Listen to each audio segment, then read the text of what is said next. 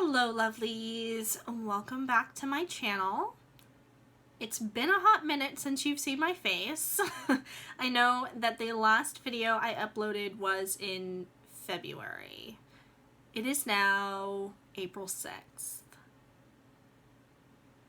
It's been a while, so I just kind of wanted to pop in and catch up with you guys on why I just completely went MIA.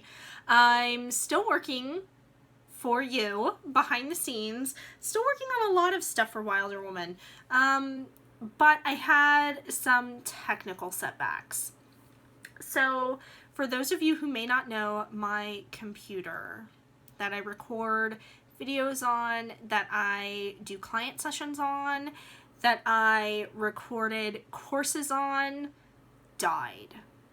It just died.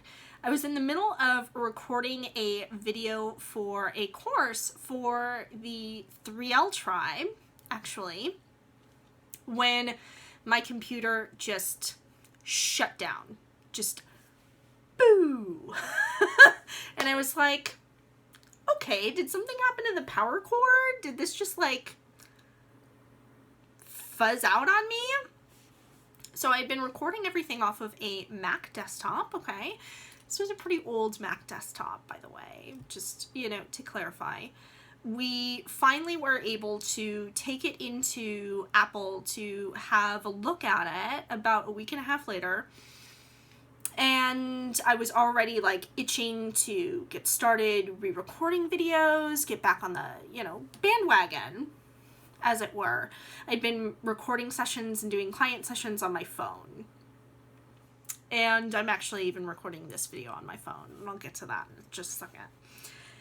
And they basically said it was going to cost more to fix the computer than to just have me buy a new one.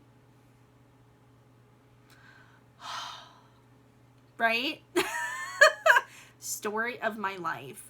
So, long story short, I have been making do with what I have in front of me. I have my old laptop that I had been recording videos on and doing client sessions with, and in fact, I'm still doing client sessions through my laptop. It's just easier to do because it's also a Mac. I still have everything set up there. I'm still trying to transfer files over to, you know, my Dropbox, but at the same time, all of the work that I had been doing is gone. It's gone. Well, it's not gone. It's on the desktop, but I don't have access to it at the moment. So I still plan, and this was a month ago, by the way, like over a month ago. So I still plan on taking it in to somebody to have everything transferred to an external hard drive so that I can just plug it in. In the meantime, I've brought my PC downstairs here into, you know, my healing workroom office space. And that has in and of itself been a journey, because I built my PC from scratch. I'm lucky enough to have a big brother who's very tech savvy and who went to school for, you know, computers, really, essentially.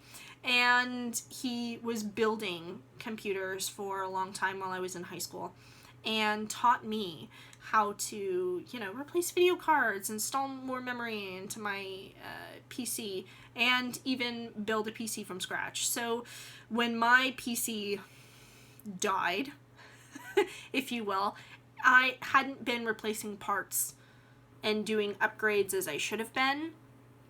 It just, you know, time and money is the biggest driver there. And so what I ended up doing is having to build a new unit from scratch. At that point, nothing was really salvageable except for the hard drive. So I ordered parts, built this machine, and I built it with the sole purpose of gaming. Because for those of you that may not know, gaming is one of my first loves, in addition to art and, you know, spirituality.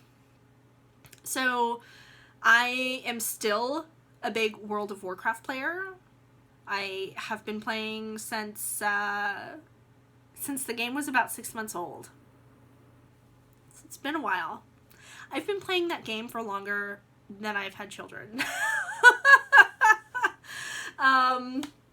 And so that's what my machine was designed for. So it doesn't have a webcam. You know, it doesn't have a lot of the, you know, video software essentials that I've grown accustomed to in working with Apple. It was designed to be a gaming machine. So I have since ordered a webcam, and it is fuzzy as fuck. Like,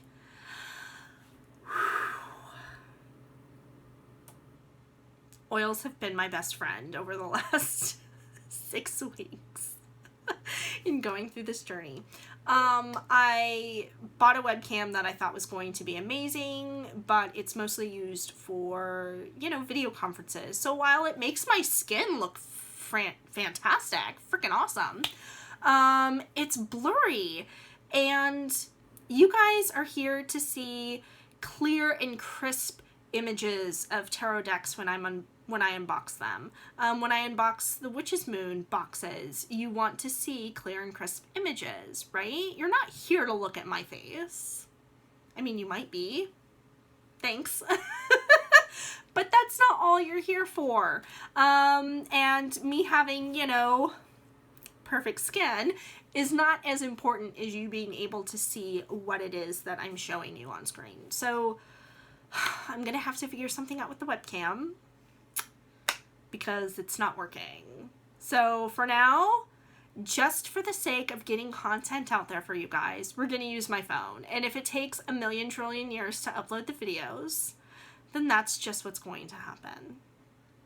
Because this channel is important to me, and I want you guys to know that.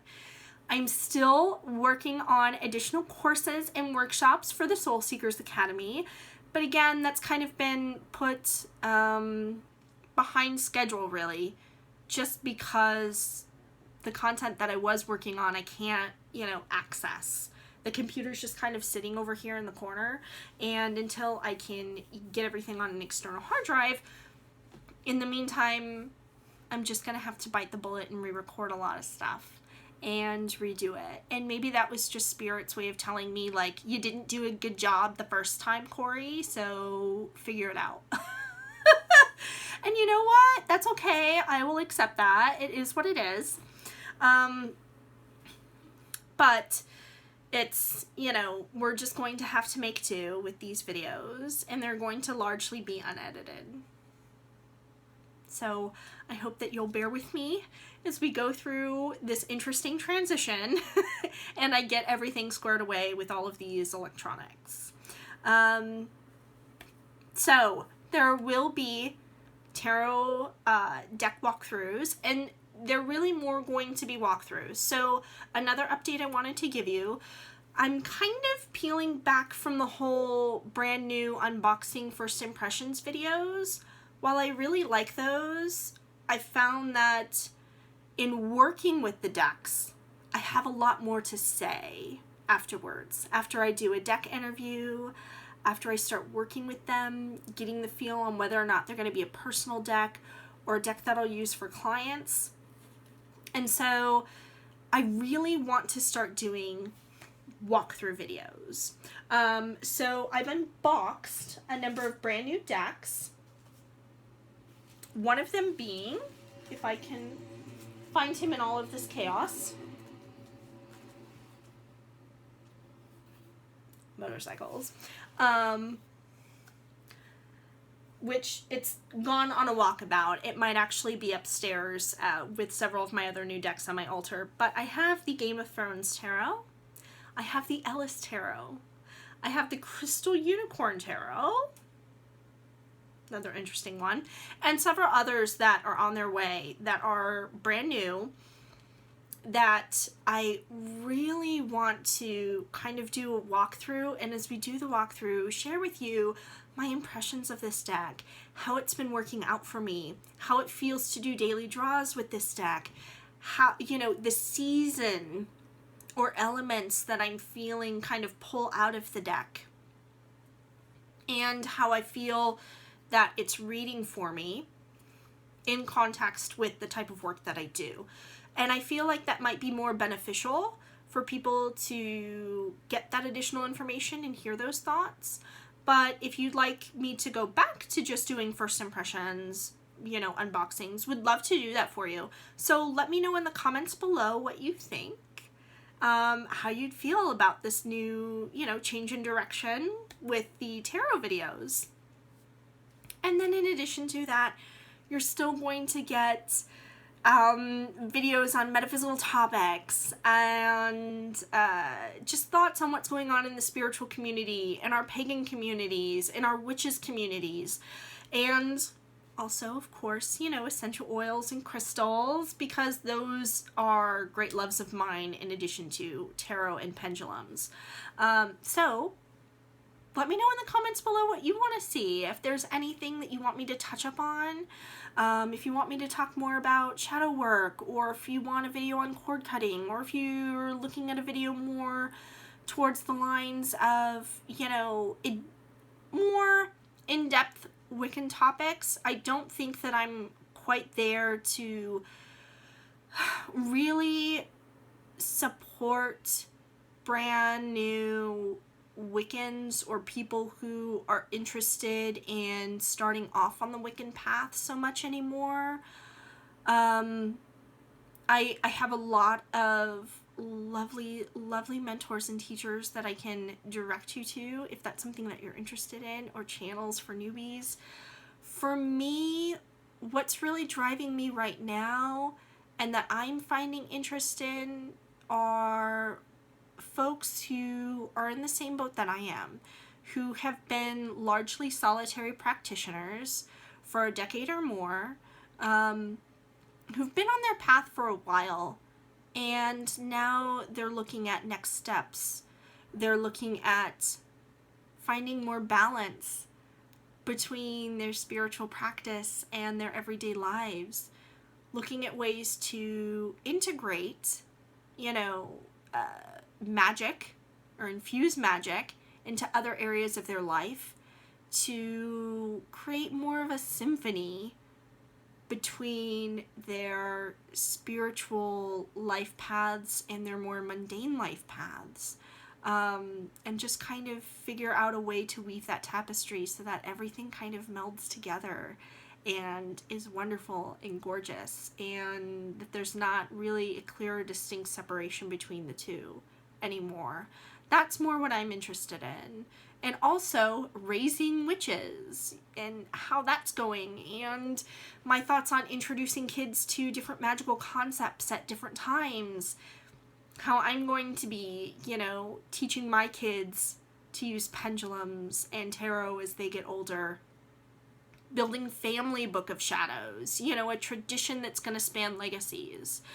I know that there are a lot of, hereditary witches out there, or people who are claiming hereditary heritage, maybe, aren't necessarily hereditary witches, but whose family members have been practicing some sort of folk magic that they can, claim as a lineage.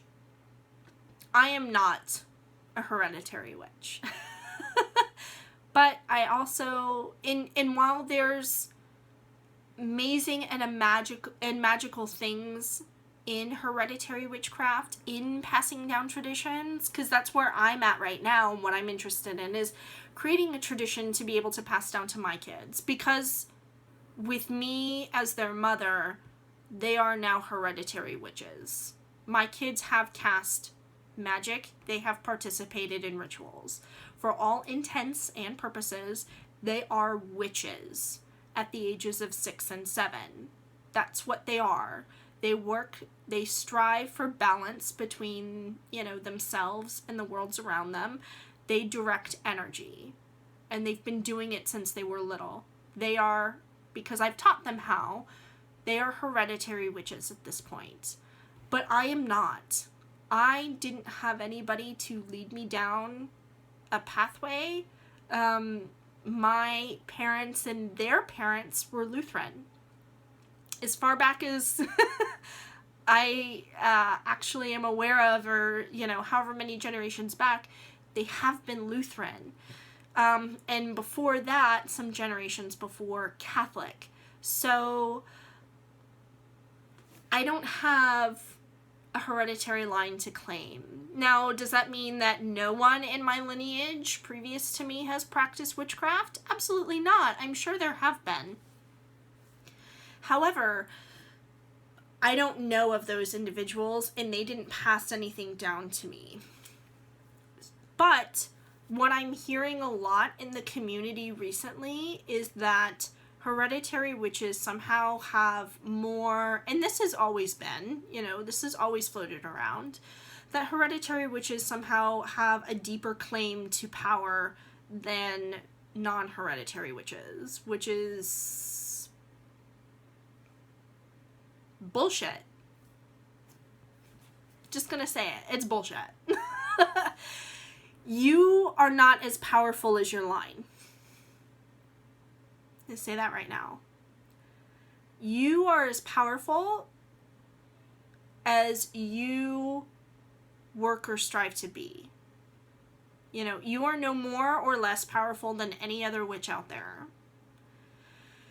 And if you can claim a hereditary line, that's fantastic. I mean, there is something amazing about passing these traditions down, and I think it's important to be able to pass tradition down, no matter what religion or practice that you prescribe to. Passing down cultural traditions, passing on religious traditions. I think passing on any sort of tradition is important. And the legacy that was left to me happened to be Lutheran, and I don't necessarily do anything practical with that legacy or those traditions, but I have taken them and modified them to fit my family in the way that they are currently. And this isn't really a topic I had meant to go to down when I started this video, but that's where we've ended up. So now we're on a metaphysical, you know, discussion at the moment. And I don't know how any of you feel really about hereditary witchcraft, or, you know, claiming a hereditary Wiccan or pagan lineage. I don't know if any of you that are watching this happen to be hereditary witches. If you are, I think that is a beautiful and glorious thing. But I also don't think that it's something to lord over anybody else in the pagan or metaphysical or spiritual communities. I think that's kind of bullshit. And not to offend anybody, you know, that's never my intention to really, you know, upset anyone. But at the same time, I don't think it's fair to have somebody take their lineage, or the fact that they've been practicing longer, or the fact that they have, you know, been initiated into that coven or tradition and somebody else hasn't. Whether or not you are on day 1 or you're on day, you know, 4,000, you are as strong as you believe you are, my dear. And that's what's important. What's important is that you hold your spiritual practice sacred to you, and that you use your magic in a way that suits you and fosters your own spiritual growth. Even anything that I talk about on this channel, as far as ideas or suggestions for your spiritual practice, you don't have to take any of that advice. You can toss all of it out of a window and just kind of, you know, watch these videos with a sort of distanced interest, you know, if you will. That's perfectly okay. Or you could even watch my videos and make the decision, okay, this is what I'm not going to do. That's fabulous. However you use these videos is entirely up to you. As long as you are happy and secure in your practice, that's what matters. And that you are walking your talk, right? If you say, you know, don't break promises to yourself. I think a lot of the times we're so worried about breaking promises to other people, but for whatever reason, we don't hold the promises to ourselves in the same regard. We end up breaking a lot of promises to ourselves, or breaking our word to ourselves on a lot of occasions. I'm not saying that you do that, but as a society, it feels like that's what we tend to do, because for whatever reason we respect our word given to other people more so than our word to ourselves, which is kind of sad. And I do it all the time, and it's something that I'm really focused on this year, being of the utmost respect to myself and making sure that whatever I say that I want, that I'm following through on. Obviously giving myself a wide berth to be able to change my mind on anything. But at the same time, if I'm promising myself that I'm going to set a certain amount of time aside for me to focus on my spiritual practice, or to focus on my self-care, or to focus on physical activity, or to play video games, or whatever it is that I'm promising myself that I'm going to do for me, I need to start making sure that I follow through on that, and that I keep my word, and that I walk my talk. So a lot of things have been going on for me these past few weeks. Thinking about that, situations coming up, and where all this hereditary, witchcraft talk is coming from. I had kind of a weird butting of heads with someone who was a hereditary witch recently in a forum, who just kind of, came at me about using spiritual labels correctly. And, we disagreed on definitions. And, this individual was claiming superiority because they were a hereditary witch. Yeah. That their definitions for these, witchy terms and witchy labels had to be the correct ones because, she came from a long line of hereditary witches. Okay. Super. But, in that same vein, I think our spiritual community has grown so much, and labels have, we've thrown a lot of importance on labels recently, which is understandable because we have so many marginalized communities that labels are really important to them and something that they hold sacred because of it's a source of empowerment, I feel. And I think that's beautiful, and it should be respected. But at the same time, when it comes to especially religious and metaphysical labels, witches don't have any sort of governing body. We don't have a pope. We don't have a religious text, a singular religious text to point to say this is the correct path, or this is the correct term, or this is, what to do and what not to do, which I think makes our pathway a lot more beautiful and a lot more open and welcoming. But at the same time, then there can be, some confusion as to labels and how they're interpreted or used between different traditions. But I don't feel that there's anything wrong with that, and I think that respect of each and every individual's term is important. We've gotten to the point where we're afraid to ask questions, and when I come across somebody who uses the term hedge witch to refer to more of a cottage witchery type, and another individual that uses the term head witch to refer to, hedging between, drawing the line between maybe, certain different types of magics. I think both labels, that there's room for both definitions for that label, and that it's okay to just ask somebody, oh, you're a hedge witch? You know, can you describe that for me? What is that like for you? How does that feel for you, and what does that mean to you?